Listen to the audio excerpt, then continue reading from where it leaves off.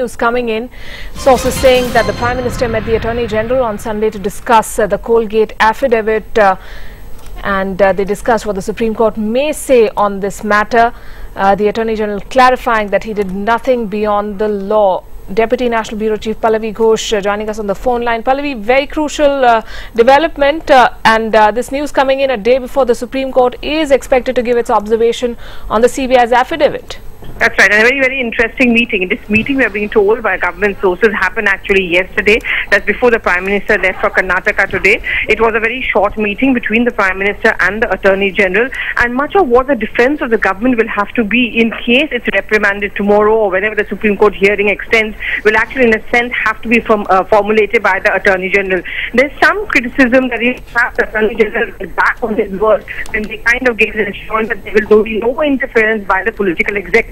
And that could be a possible reprimand of the government, which could put actually things extremely difficult both for the Prime Minister as well as for the Law Minister. We are being told by government sources essentially that what Attorney General and the Prime Minister discussed threadbare, and in which the Attorney General said that the government really has nothing to worry about because no legal procedure was actually violated.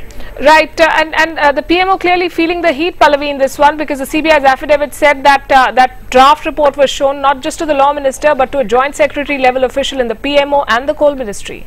And that perhaps also explains, Palki, why the Prime Minister has completely backed the Law Minister, because the presence is registered not just of the Law Minister but also a Joint Secretary in the PMO's office. Though on record the government says that the Joint Secretary in the PMO was present in that meeting only because the Prime Minister himself was the Coal Minister at one point of time. But the larger question, the issue of course will always be that why did the Prime Minister's office really have to step in? Why did the government also need to do that meeting with the CBI Director? Were there any specific changes made, much more than the grammar, which is what government sources have been pointing out? So tomorrow certainly going to be a little difficult day. The Supreme Court comes down very strongly against the government. It would require extremely strong defense to save its face. And do we know what sort of a defense they're firming up given the kind of meetings that the Prime Minister seems to be having?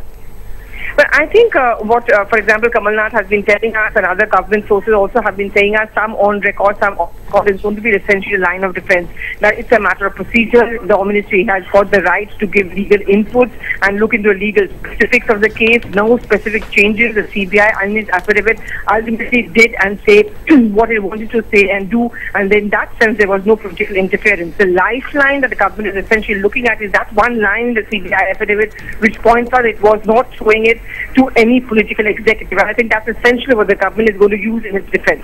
But what could be a game changer for the government, Pallavi, could be the fact as to whether the CBI changed anything in its draft report on the recommendations of the Law Minister or any of those officials in the PMO or the Coal Ministry. That's something that the affidavit is silent on. That's right, and in fact that's why the government is going to be watching very, very closely what the Supreme Court does say during its hearing. I mean, remember on Friday when this affidavit was filed, the decision to ask for resignation the Law Minister was deferred till the 30th. That's the hearing tomorrow. But the sense we certainly seem to be getting from our government sources is a sense of confidence that there is going to be nothing which is going to be said by the court. They'll get away with a slight reprimand and no question of the Law Minister being sacked.